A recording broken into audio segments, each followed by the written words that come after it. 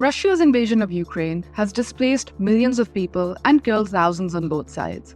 It has also triggered historic shifts in the world of energy. Russia is one of the world's top exporters of fossil fuels, and many countries have long depended on Russian oil and gas to fulfill their fossil fuel needs.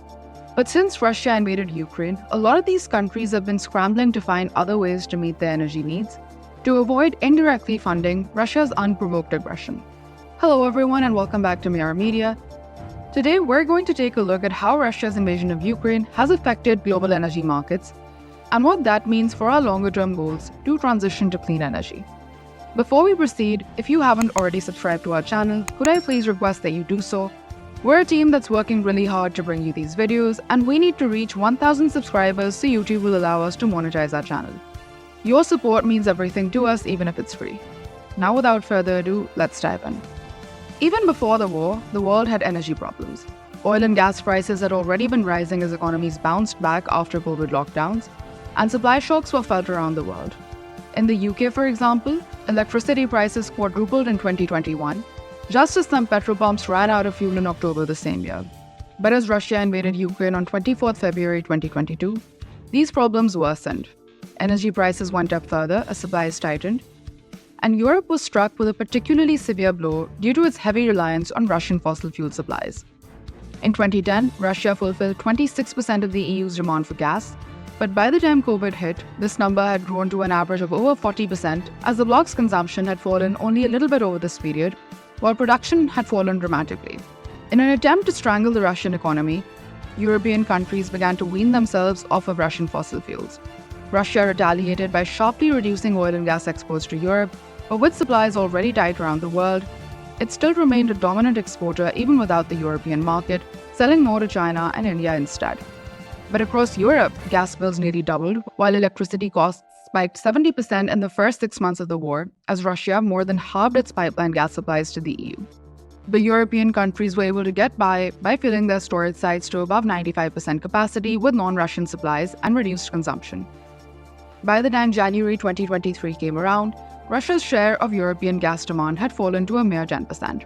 1 year after Russia's invasion of Ukraine, energy costs have fallen by 21% since their peak in October 2022, but continue to remain higher than they were before the war. The invasion, however, has also had an unexpected upside in terms of its impact on energy markets. While in the immediate aftermath of the war, the momentum towards carbon reduction and net zero targets took a hit as European countries that previously depended on Russian gas found themselves resorting to coal to make up for the shortfall. The long-run impact of the invasion is likely to be the exact opposite. The energy crisis hit while EU lawmakers were already discussing ambitious renewables targets under the Fit for 55 package.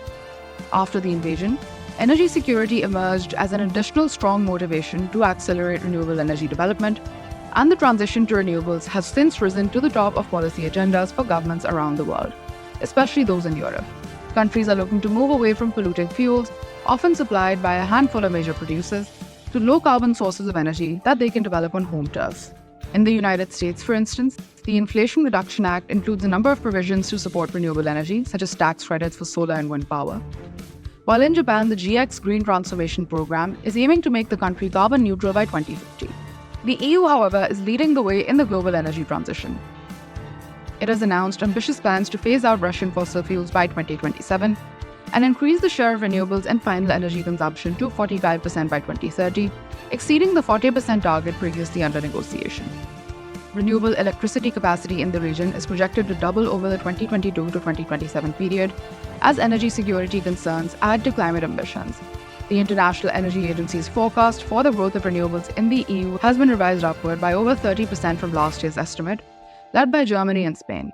Germany has increased its renewable electricity targets, introduced higher auction volumes, and improved remuneration for distributed solar PV, while Spain has streamlined permitting for solar PV and wind plants and increased grid capacity for new renewable energy projects. Lastly, in addition to government policies, the private sector is also investing heavily in renewable energy. Oil and gas majors have increased their investments in renewables, with nearly a quarter of investments by European companies now going towards renewable energy, and American companies are following suit, albeit at a slightly lower rate. The surge in investment in renewables is a sign that the energy transition is gaining momentum. As the world moves towards a more sustainable future, we can expect to see even more investment in renewable energy in the coming years. Let me know how quickly you think we'll reach our targets to be carbon neutral in the comments below. Thank you for staying with me till the end. Please don't forget to hit like and subscribe, and I'll see you again in the next video.